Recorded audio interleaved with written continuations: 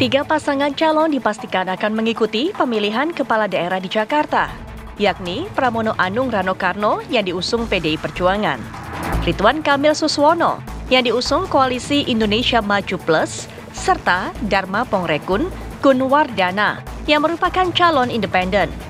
Meski belum resmi ditetapkan oleh Komisi Pemilihan Umum Jakarta, ketiga paslon ini sudah dihadapkan dengan berbagai persoalan di Jakarta, salah satunya kemacetan. Jakarta yang kerap menjadi etalase Indonesia, hingga kini bisa dibilang belum berhasil menemukan solusi atas kemacetan yang terjadi. Penyediaan transportasi umum hingga penerapan kebijakan ganjil genap di jam-jam sibuk belum sepenuhnya mengurangi kemacetan. Menurut kajian yang dilakukan Jakarta Urban Transport Fase 2 bersama Kementerian Koordinator Bidang Perekonomian pada 2018 silam, kemacetan di Jakarta mengakibatkan kerugian hingga 100 triliun rupiah per tahun. Yang dihitung dari biaya waktu perjalanan, kerugian polusi udara, hingga biaya yang harus dikeluarkan karena adanya gangguan kesehatan. Lantas, seperti apa program yang ditawarkan oleh ketiga paslon yang akan berlaga di Pilkada Jakarta untuk menyelesaikan kemacetan yang meresahkan? Tim TV One mengabarkan. Mulai Apa Kabar Indonesia Malam, pada hari ini kami akan memberikan arena kepada para cakada ataupun juga para calon kepala daerah. Nah, kalau hari ini kita akan memberikan kesempatan kepada para tim sukses dari calon gubernur dan juga calon wakil gubernur Jakarta untuk bisa beradu argumentasi, kemudian juga beradu visi misi termasuk juga rencana kerja. Apa yang mereka lakukan untuk bisa mengatasi masalah-masalah yang ada di Jakarta. Karena sudah sempat saya sampaikan tadi sebelum jeda bahwa Jakarta ini segudang pesonanya, tapi segudang juga masalahnya, bahkan juga tidak kunjung tuntas. Nah, apa langkah mereka nanti kita akan dengarkan pandangan dari masing-masing tim sukses yang tiga calon ini nanti akan usung. Tapi kemudian kita juga akan mengetahui apa rencana mereka untuk bisa membuat Jakarta ini yang nanti tidak lagi menjadi ibu kota, masih menjadi sebuah magnet yang begitu besar, daya tarik yang begitu besar untuk menjadi epicentrum politik dan juga ekonomi. Nah, untuk bisa memberikan pandangannya juga sudah hadir dua narasumber di samping saya. Yang pertama adalah pengamat tata kota Kang Yayat Supriyatna. Assalamualaikum warahmatullahi wabarakatuh, Kang Yayat, selamat malam. Waalaikumsalam, Mbak Putri. Baik, dan juga untuk bisa memberikan pandangannya, ini masalah politik. Ada hubungannya juga. Apakah kemudian nanti tawaran-tawaran mengenai solusi masalah Jakarta ini bisa menggait para pemilih yang ditawarkan nanti oleh para tim sukses dari masing-masing cakup dan juga cawagup. Mas Agung Baskoro selaku pengamat politik juga akan memberikan informasinya ataupun juga pandangannya kepada kita. Assalamualaikum warahmatullahi wabarakatuh. Mas Agung, selamat malam. Baik, Kang Yayat, ini menarik. Ketika kemudian kita tahu Jakarta saat ini sebagai ibu kota, semua ini pusatnya ada di sini, pusat pemerintahan, kegiatan politik, ekonomi. Ketika kemudian nanti bukan menjadi ibu kota, apa yang bisa menjadi daya jual, daya tarik bagi Jakarta ini? Pertama begini, Jakarta masa lalu ceritanya ibu kota, Jakarta ke depan kota global. Pertanyaannya, apa yang akan dibawa oleh para kandidat ini untuk membawa Jakarta bisa tampil sebagai kota global. Artinya Jakarta harus bisa berkontestasi dengan kota-kota yang ada minimal di regional ASEAN lah gitu. Nah, pertanyaannya, standar itu terpenuhi nggak? Kemudian janji-janji para cakada ini, apakah konsepnya masih CLBK? Cucian lama belum kering. Maksudnya kan? Iya, maksudnya nanti jual banjir, macet, polusi, itu kan CLBK semua. Lebih banyak berbicara tentang masalah, tapi kurang inovasinya. Itu justru yang kita tunggu. Misalnya nanti kampanye-kampanye yang ditawarkan. Kalau menjadi kota global ini, misalnya contoh, apakah kita masih terjebak pada isu-isu permasalahan yang terlalu menyandera ya? Persoalan banjir sebenarnya sudah sebagian bisa ditangani. Transportasi sudah ada pembenahan-pembenahan. Yang belum tertangani persoalan sekarang Jakarta itu adalah persoalan warga Jakartanya, penduduknya. Kapan kita bisa sejahtera? Nah, misalnya contoh ya, adakah inovasi untuk membuat perubahan pada konteks misalnya penciptaan lapangan kerja baru, tantangan AI-nya ya, industri digital. Bisa nggak Jakarta bisa berkompetisi dengan kota dengan kekuatan sumber daya manusianya yang unggul? Kemudian yang paling menarik, mampukah diciptakan lapangan kerja baru yang bisa meningkatkan kesejahteraan. Mohon maaf ya, kota global kok UMR-nya 5,1, tanggal 5, komanya 1 minggu. Nggak bisa, kalau misalnya segitu terus, kita akan terjebak pada struktur CLBK lagi. Apa contohnya? Kalau income-nya rendah, rumah nggak bisa terbeli, rumahnya jauh, kembali kita akan menggunakan sepeda motor. Sepeda motor itu berapa? 17 juta, 18 juta. Betul. Itu fakta. Kemudian apalagi mobil. Jadi udah ada struktur yang membentuk Jakarta itu terjebak dalam konteks masalahnya. Cuman bagaimana merubah masalahnya, itu tuntutan inovasi yang dibutuhkan. Karena terus terang aja, Jakarta ini pasar bagi investor, tapi investor nggak mau berkantor di Jakarta. Lebih senang di kota-kota lain. Di Singapura dia mau, di Kuala Lumpur dia mau, di Bangkok dia mau. Jakarta, sorry ya misalnya. Maksudnya begitu. Kenapa sampai begitu? Mungkin satu, aturannya, perizinannya, kemudahannya, kelapangannya, kepastiannya. Justru para gubernur yang akan datang ini harusnya mampu memberikan ruang inovasi baru. Bukan lagi cerita, oh saya mau bangun ini, bangun ini, bangun ini. Udah. Kalau membangun itu serahkan kepada masyarakat, serahkan pada. Karena bukan apa-apa. Jakarta ini kemungkinan besar bisa kalah dengan kota-kota baru sekitarnya. Iya. Contoh mohon maaf ya. Penduduk Jakarta ini data terbaru kita cek lagi. 3 juta orang udah keluar dari Jakarta, tapi KTP Jakarta. Betul. Kemana mereka tinggal? Ke pinggiran, kota-kota baru di Tangerang, Tangerang Selatan, Kabupaten Tangerang, di Depok dan sebagainya. Itu yang kelompok menengah ke atasnya. Karena mengatakan coba lihat tengah Jakarta sekarang. Jakarta Pusat penduduknya turun, pusat-pusat mal-mal makin sepi. Kemana ramenya? Ke pinggir. Nah pertanyaannya, kelas menengah atasnya di pinggiran, KTP Jakarta tinggalnya di pinggiran. Kenapa? Mereka mendapatkan kenyamanan baru. Coba lihat perumahan-perumahan besar sekitarnya itu.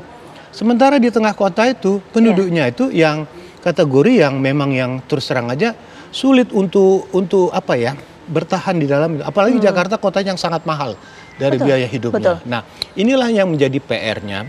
Ada fenomena back to city, menarik orang yang di luar itu. Dan satu hal lagi yang menarik adalah bagaimana Jakarta itu mengelola penduduknya.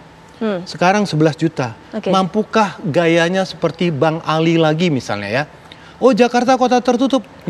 Nggak bisa seperti kota tertutup dalam konteks orang dilarang masuk, tapi ada cara-cara inovasi baru itu yang harus dilakukan. Baik Kang Yayat, sampai poin itu kan memang banyak sekali yang bisa kita bedah dari poin-poin yang disampaikan oleh Kang Yayat yang mungkin nanti akan langsung saja dijawab oleh para tim ses dari masing-masing cagup dan juga cawagup. Sudah bergabung dengan kita tim ses dari Pramono Anung dan juga Rano Karno, ada Bang Ciko Hakim. Assalamualaikum warahmatullahi wabarakatuh. Selamat malam Bang Ciko.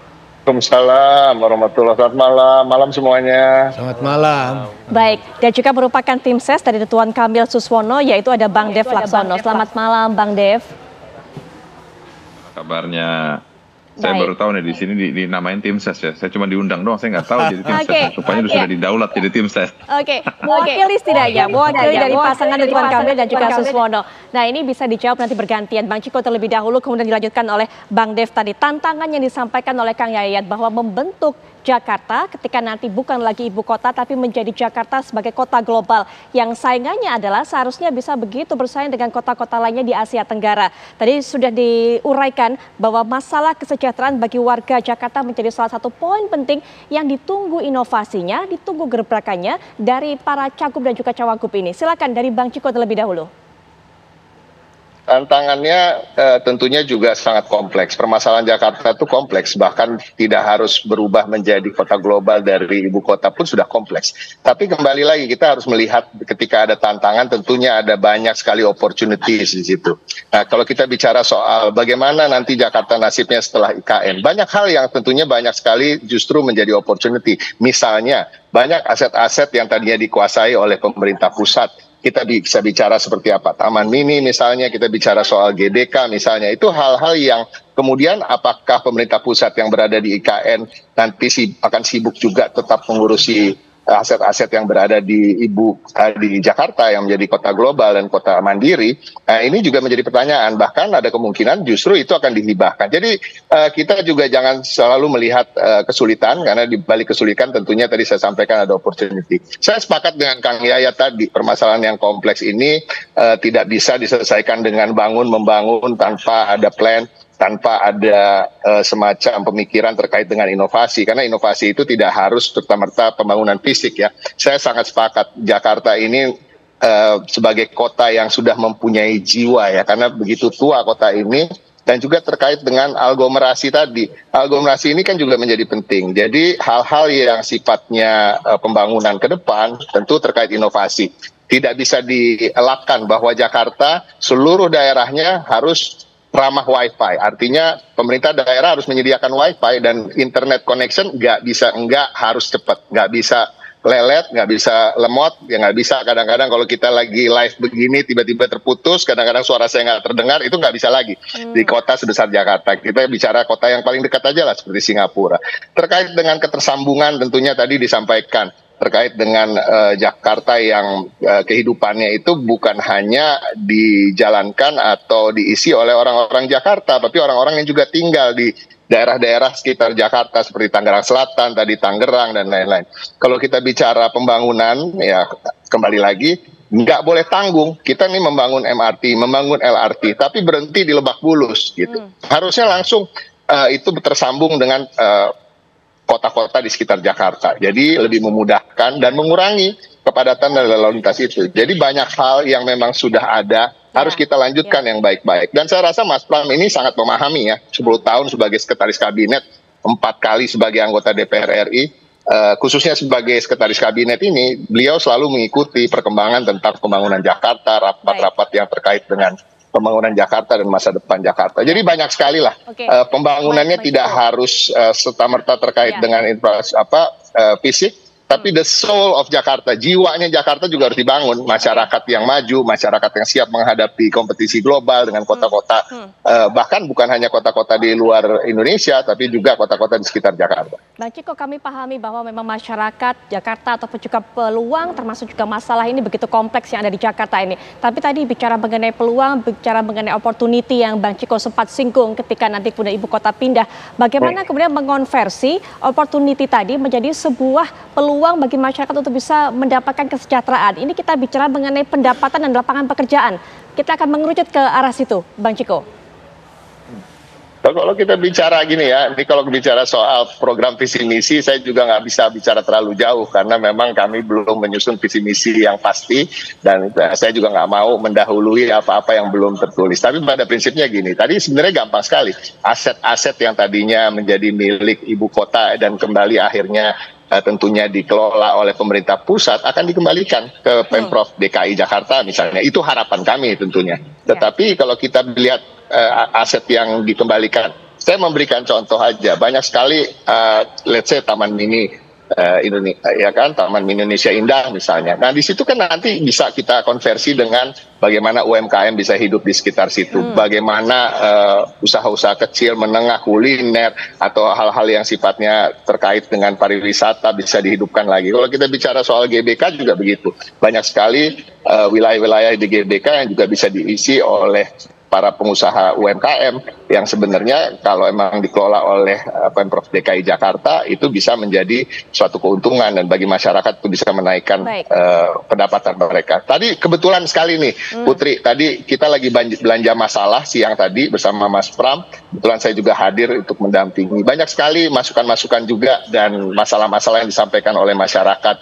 Let's say salah satunya adalah pengusaha catering yang mengatakan bagaimana caranya untuk mendapatkan modal tetapi tidak melalui KUR karena ada bunganya dan bunganya cukup memberatkan misalnya. Nah itu nanti bisa dipikirkan oleh kami, oleh pemimpin ke depannya tentunya melalui subsidi-subsidi misalnya kalau mereka beroperasi di daerah-daerah tadi yang tadinya bukan menjadi wilayah kekuasaan dari Pemprov DKI Jakarta, mereka disubsidi untuk tidak perlu membayar sewa dan lain-lain. Jadi banyak sekali hal-hal yang bisa kita lakukan, tapi untuk waktu yang begitu singkat ini dan tentunya karena tadi visi misi juga belum dibikin. Dan seperti kata Dave tadi, saya ini juga belum tentu jadi tim sukses ya. Saya kebetulan kasih juru bicara PD Perjuangan. Iya, tapi nggak apa-apa lah kita todong-todong ini, Bang Ciko dan juga Bang Dev. Lanjut, Bang Dev, sama sebenarnya kata kuncinya ya kan kita dengar dari gebrakan inovasi yang kita tunggu dari pasangan RK dan juga Suswono ini. Bicara mengubah Jakarta ini mempersiapkannya untuk menjadi kota global, termasuk juga mengubah peluang tadi menjadi sesuatu yang bisa meningkatkan kesejahteraan untuk masyarakat ataupun juga warga Jakarta. Bang Dev, silakan. Ya baik, ini sama seperti Mas Ciko tadi bilang, ya soalnya kan saya bukan tim sukses yang nggak tahu nih dalam struktural nanti jadi apa, tapi saya bisa men-share apa yang saya ketahui dan ini bisa menjadi konsumsi untuk masyarakat secara umum. Ya pertama kalau kita lihat Pak Ridwan Kamil, keberhasilan beliau memimpin Kota Bandung, terus juga keberhasilan dan performa dia memimpin Provinsi Jawa Barat, lalu juga dipercayai menjadi kurator di IKN, lalu juga baik apakah itu dalam penghargaan ataupun juga hasil karyanya nyata, ini membuktikan bahwa beliau mampu untuk memanage aset yang besar, jumlah penduduk yang luas, daerah yang besar. Nah, untuk khusus untuk Jakarta disupport lagi dengan Pak Suswono, mantan anggota DPR, mantan menteri di periode kedua Pak SBY. Ini kedua pengalaman ini sudah sangat klop ya. Terus kita juga terus mendata seluruh permasalahan potensi yang Provinsi DKJ miliki dan juga kapasitas-kapasitas yang bisa dikembangkan ke depannya, baik potensi pariwisata, potensi pengelolaan sumber daya manusianya, lalu juga kita bicara untuk peningkatan kesejahteraan masyarakat, apakah itu di sektor pariwisata, sektor investasi lainnya. Karena kan tadi sempat dibahas ya bahwa Jakarta itu potensi market untuk investasinya tinggi, tapi tingkat kenyamanan hidupnya itu yang masih belum 100% nyaman. Kenapa? Karena masih banyak macet, terus juga polusi tinggi. Nah, hal ini yang menjadi PR yang bisa dikonsepkan ke depannya dan nanti akan dipaparkan langsung oleh Pak Ridwan Kamil sebagai Cagup nanti tentang bagaimana tahapan demi tahapan secara detail. Nah, kita lihat dari bagaimana performance sebelumnya beliau ketika di Bandung dan di Jawa Barat, ketika bicara program, ketika bicara tahapan-tahapapannya, beliau itu sangat teliti. Kenapa? Karena memang itu adalah karakteristiknya beliau, bahwa ketika bicara soal pekerjaan, itu memaparkan secara detail. Nah, selama ini pengalaman beliau dan juga exposure beliau baik secara domestik ataupun secara internasional sudah jelas keberhasilan beliau dalam menjalankan tugas fungsinya. Nah, itulah yang akan dikonversi dan sumbangsikan untuk menjadi konsep menjalankan pemerintahan DKJ nantinya. Baik Bang Dev. Nanti pertanyaan yang sama juga akan kita dengarkan, apa inovasi gebrakan yang ditawarkan dari tim ses ataupun juga mungkin juru bicara dari pasangan Dharma Pongrekun dan juga Kun Wardana. Nanti akan bergabung dengan kita Pak Kamarudin Simanjuntak. Tapi kalau kita lihat Mas Agung, apakah kemudian track record para calon ini sudah cukup meyakinkan bagi para pemilih warga Jakarta? Nanti setelah jeda juga bisa berikan pandangannya. Kami sudah kembali saat lagi. Kalau dari penjelasan yang kita dapatkan sebelum jeda dari Bang Ciko dan juga Bang Dev, memang belum ada rumusan-rumusan mendetail yang bisa disampaikan oleh para calon gubernur dan juga calon wakil gubernur Jakarta ini untuk bisa mengatasi masalah yang ada di Jakarta. Belanja masalah tadi sudah dikatakan oleh Bang Ciko, Bang Dev juga mengatakan bahwa memang nanti kita akan menunggu apa yang menjadi gebrakan inovasi dari para cagup dan juga cawagup ini. Sambil kita menantikan kehadiran secara online Pak Kamarudin Simanjuntak yang sepertinya juga sudah bergabung dengan kita. Pak Kamarudin Simanjuntak yang mewakili pasangan Dharma Pongrekun dan juga Kun Wardana. Pak Kamarudin, selamat malam. Malam. Baik, Pak Kamarudin, pertanyaan yang sama juga seperti yang saya tadi sempat tanyakan kepada Bang Ciko dan juga Bang Dev. Pak Kamarudin, apa yang dilakukan oleh pasangan ini kemudian untuk membuat Jakarta ini menjadi kota global dan juga mengubah potensi yang ada ini untuk bisa membuat warga sejahtera, kaitannya ini juga dengan lapangan pekerjaan, dengan peningkatan pendapatan yang bisa didapatkan oleh warga Jakarta. Silakan Pak Kamarudin. Baik, pertama-tama yang akan dilakukan apabila Pak Kun jadi Gubernur dan Wakil Gubernur Jakarta pertama adalah merubah sistem perkotaan menjadi sistem perkampungan. Jadi di depan jalan raya maksudnya adalah perkantoran, sementara di jajaran belakang semua perumahan. Jadi tidak lagi bepergian ke Bogor, Bekasi, dan Depok, dan seterusnya, tetapi biarlah mereka lebih dekat dengan anak dan istrinya apabila dibangun di setiap belakang rumah masing-masing ada perumahan, dan maksimum itu 1 kilometer jaraknya dari kantor masing-masing itu. Baik. Kemudian, ya silakan terus. Kemudian transportasi yang akan diandalkan adalah transportasi umum. Jadi yang kedua, dibatasi kendaraan pribadi untuk operasionalnya dari jam 5 pagi sampai jam 8 malam. Jadi misalnya hari ini tanggal 2, maka yang beroperasi adalah semua kendaraan yang berplat 2. Angka 02, angka 12, dan angka 22 gitu loh. Yang lain daripada itu berarti melanggar. Demikian seterusnya. Besok tanggal 3 yang beroperasi adalah 3, 13, dan 23 gitu loh. Demikian seterusnya. Oh, ini lebih itulah akan yang akan diterapkan oleh pemerintah melalui Perda. Jadi sehingga rasa hidup, rasa ingin apa di Jakarta itu luar biasa itu loh. Karena akan lancar di segala bidang gitu.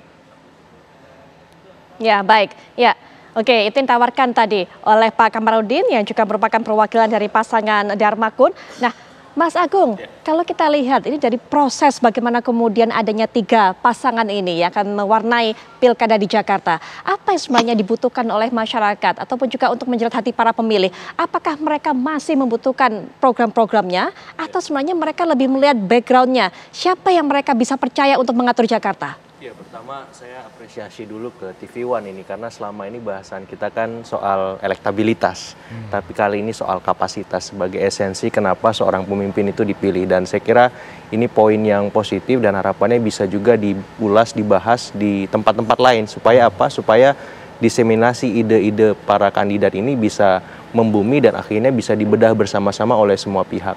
Nah, yang kedua, baseline pemilih Jakarta ini didominasi pemilih rasional. Pemilih rasional itu apa? Pemilih yang melihat rekam jejak, visi misi programnya, kemudian soal bagaimana mereka punya dan tanda petik prestasi ataupun kontribusi selama mereka memimpin atau berkiprah. Misalkan ambil contoh Mas Pram sama Mas Rano sebagai duo politisi, saya bilang gitu. Apa rekam jejak selama ini ketika mereka diberi kepercayaan oleh publik?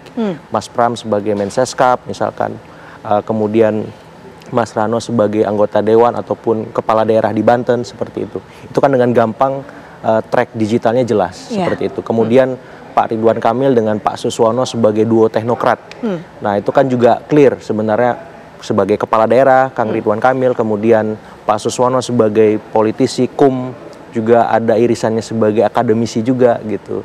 Nah, kemudian Pak Kundarma juga ada duet polisi dengan akademisi kalau saya tidak salah track recordnya seperti itu. Jadi masing-masing latar ini bisa menjelaskan bagaimana kesiapan mereka ketika dalam tanda petik diuji oleh para pemilih rasional Jakarta. Karena di sini pemilih rasionalnya ada yang kuliah cukup tinggi sama SLTA, kalau saya tidak salah hampir 70%, lumayan tinggi jumlahnya. Jadi kalau misalkan kandidatnya nggak serius, main-main, habis ini.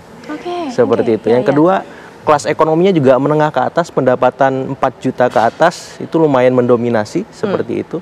Kemudian juga kelompok usianya, saya lihat lebih banyak memang milenial, kemudian di atas milenial, ya, itu cukup mendominasi hampir 60%-an.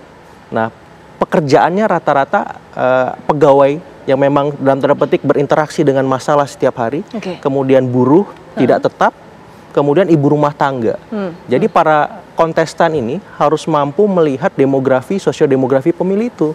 Karena masalahnya soalnya misalkan macet, banjir, polusi, sampah, sembako mahal, lapangan kerja sempit, dan seterusnya, dan seterusnya. Dan itu kalau kandidatnya main-main, nggak serius, selesai. Dengan potret pemilih seperti itu Jakarta, dengan berbagai macam kondisi latar belakang, begitu kan? Siapa kemudian antara tiga pasang ini yang paling diuntungkan dan juga paling pernah difavoritkan? Ya kalau saya lihat yang diuntungkan pasti yang punya rekam jejak pernah memimpin sebuah daerah, otomatis. Karena apa? Karena ini sebagai tantangan buat kandidat yang lain, dalam contoh Mas Pramas Rano, kemudian Pak Kundarma seperti itu. Karena apa? Karena publik dengan gampang melihat rekam jejak mereka. Tapi ini juga bisa jadi minus ya. Kalau tadi plusnya pernah memimpin, tapi minus juga apa yang dilakukan. Bumerang begitu artinya. Iya, apa yang dilakukan Ridwan Kamil di Jawa Barat dan Bandung misalkan. Kenapa di sana transportasi publik belum terkoneksi? Belum terintegrasi seperti Jakarta, kok stuck misalnya. Karena ini penting juga, karena saya kebetulan KTP-nya Jawa Barat, Mbak Putri.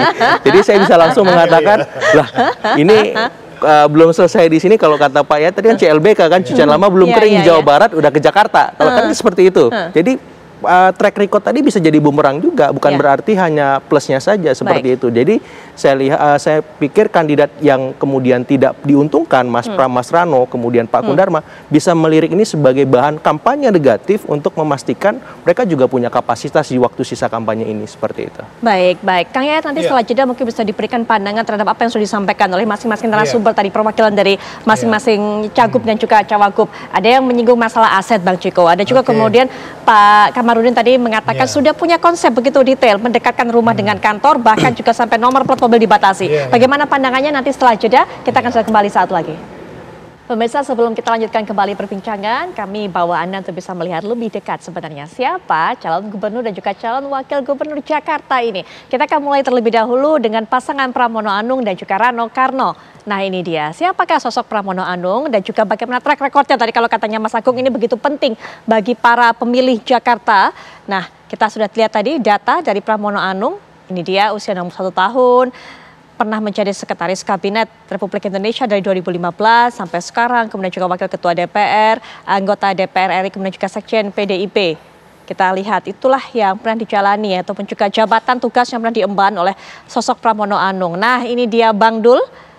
Bagaimana kemudian track recordnya menjadi wakil rakyat duduk di DPR RI 2019 sampai 2024. Mengenai pengalamannya memimpin sebuah daerah pernah ia dapatkan saat menjadi gubernur Banten 2015 sampai 2017. Kemudian juga menjadi PLT di tahun 2014 sampai 2015. Wagub Banten juga 2012, 2014. Kemudian juga Wabub Tangerang 2008 sampai 2011. Itu adalah track record pengalaman Rano Karno menjadi seorang kepala daerah.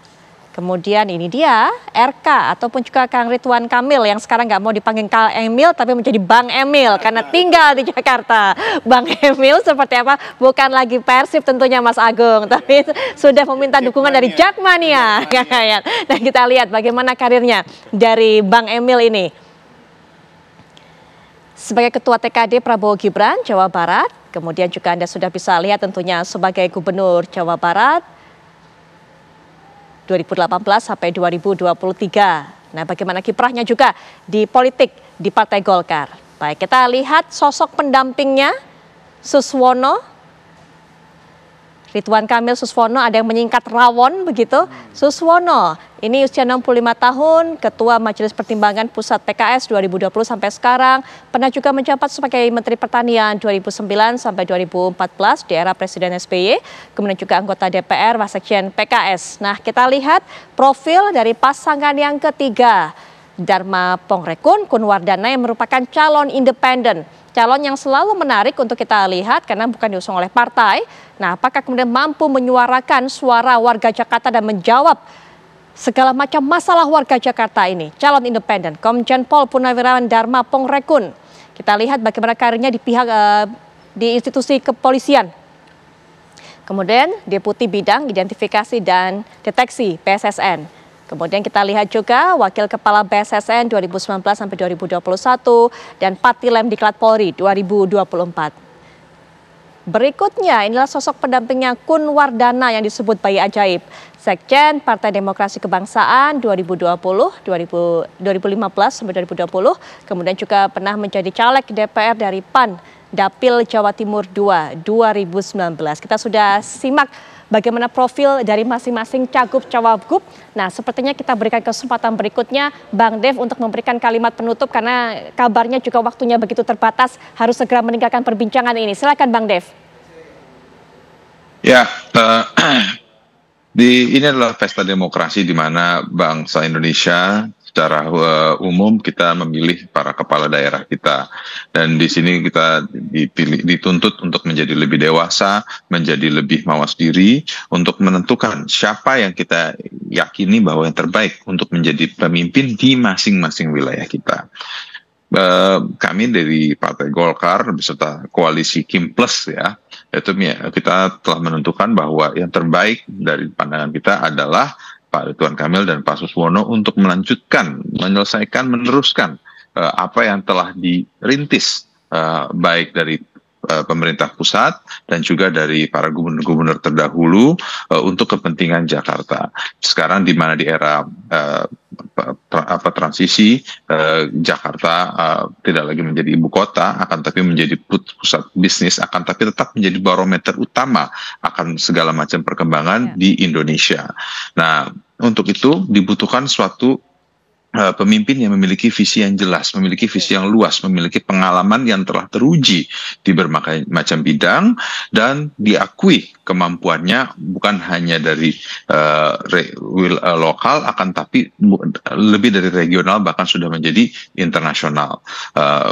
Keberhasilan dan kemampuan dan kepiawaian Pak Ridwan Kamil dan Pak Suswono telah diakui oleh berbagai macam lembaga di internasional, dan maka itu ini adalah yang kami yakini yang terbaik untuk bisa benar-benar memajukan, mensejahterakan, membangun ibu kota Jakarta yang sebentar lagi menjadi daerah khusus Jakarta untuk menjadi lebih baik dan masyarakatnya lebih sehat dan salah satu menjadi penopang ekonomi Indonesia untuk lebih kuat ke depannya. Baik, Bang Dev, terima kasih Bang Dev sudah meluangkan waktu yang terbatas untuk bisa bergabung dan juga memberikan pandangannya mengenai apa yang direncanakan dari pasangan Ridwan Kamil dan Suswono dalam perbincangan di Apa Kabar Indonesia malam kali ini. Terima kasih sekali lagi. Bang Ciko masih bersama kami semua. Ya, kemudian juga Pak Kamarudin masih bersama kami semua. Kita lanjutkan perbincangan. Kang Yaya, silakan diberikan pandangan dari apa yang disampaikan oleh masing-masing tadi sebelum jeda. Pertama begini ya, yang menarik adalah visi misi gubernur itu ditunggu sama warga Jakarta. Ya. Karena warga Jakarta akan bertanya mau dibawa kemana kota ini ke depan, bagaimana kota ini dikelola. Dan yang tadi Mas Agung juga mengatakan, warga Jakarta tuh rasional, bisa melihat janji-janji itu. Sebetulnya janji kosong, janji yang bisa diimplementasikan, atau kemungkinan janji yang bisa gatot kocir, gagal total, kocar kacir. Ini cek aja ya. Nah, pernah begini, waktu misalnya zaman Pak Anies lah misalnya, ada janji saya akan membatalkan reklamasi, tahu-tahu ternyata tidak sepenuhnya berjalan misalnya satu. Ada DP 0, ternyata juga tidak bisa dijalankan sepenuhnya. Ada hal-hal lain. Nah, jadi sekarang ini bagi kita, bagi warga Jakarta, jika nanti apa yang dijanjikan oleh tim suksesnya atau gubernur, itu harus melihat ini sesuatu yang realistis atau tidak. Kenapa? Karena janji politik itu akan masuk ke dalam RPJM, Rencana Pembangunan Jangka Menengah, yang akan dikerjakan dalam 5 tahun masa kepemimpinannya. Ada yang teknokratis dari teman-teman OPD, ada yang aspiratif dari Musrembang, dan ada ini. Nah, sekarang pertanyaan juga, misalnya contoh sekarang nih kan, ketika ada janji untuk memberikan subsidi lah, bantuan. Jakarta ini sekarang ini bebannya begitu banyak bantuan sosial yang dalam konteks implementasinya tidak tepat sasaran. Contohnya ya, bantuan sosial kita untuk Jakarta Pintar, Jakarta Sehat, BPJS dan sebagainya itu hampir 17 triliun. Tetapi dalam prakteknya, karena mungkin ini merupakan janji, misalnya kartu Jakarta Pintar, yang pintar tuh bukan anak-anaknya, tapi bapak ibunya. Karena kan? Kartu uangnya dipakai untuk cicilan motor, cicilan TV. Jadi tidak tepat sasaran. Nah, akhirnya apa? Dievaluasi kan. Akhirnya yang tahun depan ini akan dibuat sekolah gratis aja. Ternyata biaya sekolah gratis ini ya kan lebih murah dari kartu Jakarta Pintar yang 2,8. Nah, artinya apa? Warga itu kalau bisa nanti suatu saat dari semua kandidat-kandidat itu semua dibedah bersama-sama. Realistis nggak? Tadi Mas Agung mengatakan Jakarta itu pendidikannya rata-rata cukup baik. Misalnya contoh, Jakarta ini kota yang sangat ramah sama pendatang. Dulu misalnya ada kebijakan Jakarta ini untuk semua, semuanya datang. Jadi persoalan jadi beban. Nah, kalau zaman Bang Ali dulu mengatakan Jakarta kota tertutup, kita jaga kayak Batam, tutup. Apakah bisa membatasi orang seperti itu? Yeah. Belum tentu. Tapi bisa nggak Jakarta dengan undang-undang daerah khusus Jakarta, peraturan pendudukannya itu membuat kebijakan satu. Syarat untuk jadi warga Jakarta adalah SMA. Kedua gitu. Punya keterampilan. Loh, kalau saya pendidikan terbatas, Anda wajib sekolah gratis. Udah kan, itu kan inovatif. Jadi ketika orang diminta SMA minimal, pertanyaan untuk apa saya SMA? Supaya Anda dilindungi di Jakarta ini. Gaji Anda tidak yang 0, sekian lagi. Pendidikan Anda bagus. Itu kan bagus. Nah, kemudian dari persoalan dalam konteks perlindungan, bisa nggak Jakarta ini nanti suatu saat dalam konteks mendapatkan sumber daya yang terbaik, mereka itu yang datang untuk mendapatkan warga sebagai warga Jakarta itu harus ada 5 tahun, 10 tahun baru bisa dapat bantuan sosial. Baik. Itu kan menarik kan? Daripada nanti semua orang pada berbondong-bondong, terus tiba-tiba kita ngelola keuangannya, keuangannya nggak cukup, nanti pengelolanya bisa TBC itu tekanan batin capek deh karena begitu banyak masalah. Baik, Kang Yayat tahan sampai di situ terlebih dahulu. Ini sebuah tantangan. Bang Ciko, Pak Kamarudin nanti mungkin bisa ditanggapi bahwa janji-janji yang akan diberikan disampaikan oleh Pak Cagup, Pak Cawagup ini begitu dinantikan oleh masyarakat sehingga harus realistis untuk bisa diwujudkan. Nanti bisa diberikan jawaban termasuk juga sudah disinggung oleh Kang Yayat. Masalah berikutnya yang mungkin bisa ditanggapi oleh baik Pak Kamarudin dan juga Bang Ciko adalah bagaimana membatasi masuk orang Jakarta untuk bisa membatasi jumlah warga Jakarta. Sesaat lagi. Membuat visi misi yang penuh dengan janji-janji itu biasa kita dengarkan dari para calon gubernur, calon wakil gubernur ataupun juga calon kepala daerah di masing-masing daerah. Nah, tantangan yang diberikan untuk juga pasangan-pasangan yang mewarnai Pilkada Jakarta kali ini adalah bagaimana kemudian visi misi tersebut tidak sekedar berisi janji, tapi bisa realistis dilakukan, bisa realistis diterapkan dan juga bisa menjawab permasalahan masyarakat yang ada di Jakarta ini. Bang Ciko, bagaimana kemudian Bang Ciko tantangan ini bisa diberikan ataupun juga bisa dijawab oleh calon nanti yang akan diusung oleh Bang Ciko tentunya, yaitu Pramono Anung dan juga Rano Karno. Bang Ciko. Tentunya ini semua dimulai dari apa yang sudah kita lakukan dimulai tadi siang ya, tadi saya sampaikan. Kami ada program yang dengan nama Belanja Masalah, yaitu kami mengundang masyarakat dari berbagai elemen, berbagai segmen, usia, dan juga pekerjaan tentunya. Dan ini yang paling penting, karena apa? Kami kan tidak mungkin memberikan visi misi tanpa mengetahui apa yang dirasakan langsung oleh masyarakat. Kalau kita bicara soal hal-hal yang sifatnya terkait dengan kepadatan penduduk, tadi masukan dari Kang Yayat juga cukup baik ya. Tetapi bagi kami utamanya sekarang sebenarnya regulation atau penegakan dari aturan ya. Saya menolak untuk mengatakannya law enforcement terlalu keras rasanya, tapi penegakan aturan itu juga penting. Kita bicara soal pemukiman yang padat dan dalam tanda kutip ilegal, bahwa memang bukan di situ tempat pemukiman, bukan peruntukannya, dan juga banyak bangunan-bangunan yang sebenarnya dibangun secara ilegal. Tapi juga itu juga harus dibarengi dengan solusi. Misalnya apa yang sudah dilakukan oleh Pak Ahok terkait dengan hunian vertikal atau rumah susun, rusunawa bagi masyarakat itu sangat baik dan kita akan lanjutkan. Jadi pada prinsipnya gini dulu, kita harus step ini sayang sekali waktunya sangat pendek, tapi saya akan menyampaikan secara global. Pertama, Mas Pram dan Bang Rano, dan saya ingin ulangi ya, Mas Pram nggak mau disebut Bang Pram katanya, karena dia memang asalnya dari Jawa, jadi nggak apa-apa katanya, memang nama saya dipanggil biasa. Tapi secara primordial kita ada Bang Rano juga yang orang Betawi juga, jadi kita pun diuntungkan dalam segala sisi. Lagi pula masyarakat Jawa juga begitu banyak. Tapi saya kembali lagi terkait dengan apa yang akan kita lanjutkan terkait dengan pembangunan Jakarta, tentu kita akan melanjutkan apa-apa yang sudah baik dibangun oleh Bang Poke misalnya, Pak Sutioso, Pak Jokowi, pernah menjadi gubernur juga, Ahok, Anies, dan lain-lain. Jadi kemarin tadi disampaikan oleh Mas Pram misalnya, saya kasih contoh terkait dengan kemacetan, contohnya ya. Kemacetan itu permasalahannya tadi mendapat masukan juga. Kalau kita bicara soal Tanjung Priok, tadi ada perwakilan dari pengemudi trailer truk. Jadi truk trailer. Jadi itu spesifik sekali ya, trailer itu kan harus panjang ya, kira-kira berapa puluh feet gitu ya. Nah ini aja di Priok saja itu ada 40.000 armada. Nah jadi hal-hal seperti itu, masukan-masukan itu begitu penting dan kita tidak bisa menjawabnya dengan janji yang begitu cepat. Tapi insya Allah dalam waktu cepat, tentunya setelah banjir masalah dengan apa-apa yang menjadi masukan dari masyarakat, itu akan menjadi amunisi kami untuk kembali memformulasikan apa yang akan kita lakukan. Tapi kami ingin ingatkan bahwa banyak yang sudah dibangun oleh gubernur-gubernur pendahulu yang baik akan kami lanjutkan. Mas Pram tidak punya beban politik, dia tidak punya cita-cita untuk menjadi presiden atau apapun itu.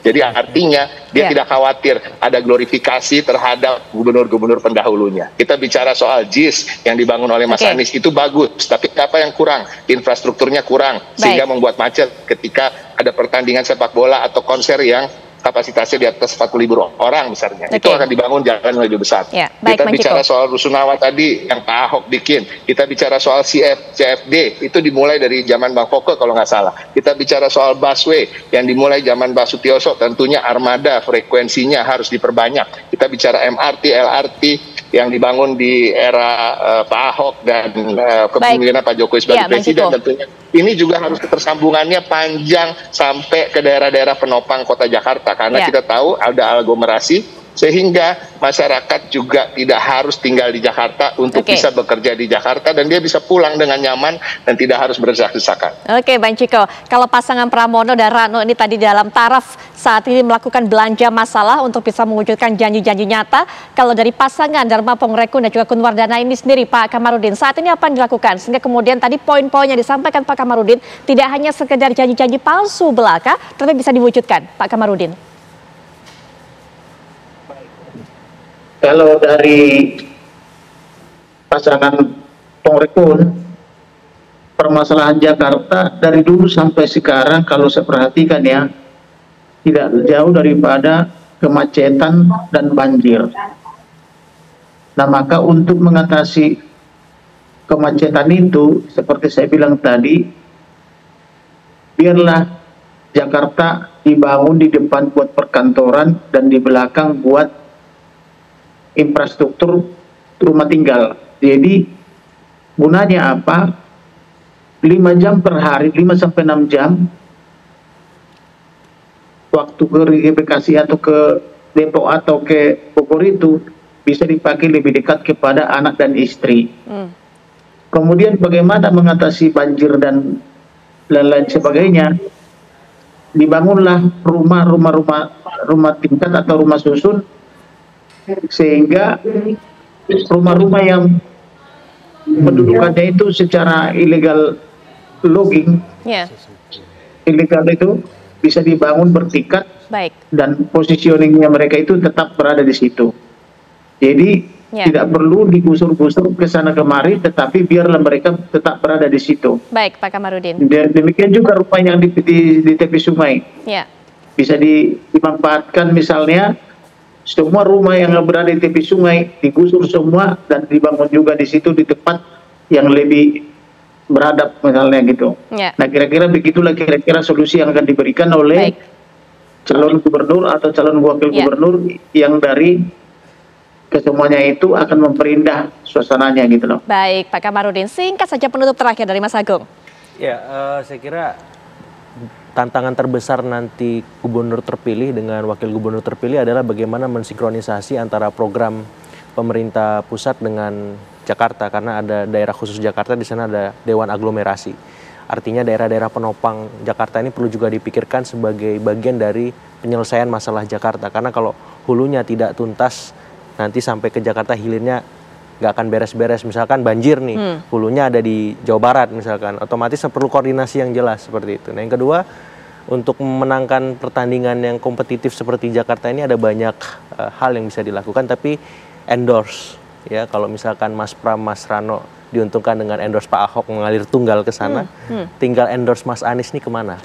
Iya. Nah, tapi kalau tadi mengatakan melanjutkan program yang dulu apa bisa jadi keyword lah, itu ditunggu juga. Tapi sayang sekali waktunya begitu terbatas untuk bisa memperbincangkan ini. Mas Agung terima kasih, Kayya juga terima kasih. Kemudian Pak Kamarudin, Bang Ciko juga terima kasih sudah memberikan pandangannya semua para narasumber dalam perbincangan kita. Setelah jeda juga, Gita Malika akan memberikan informasi menarik untuk Anda.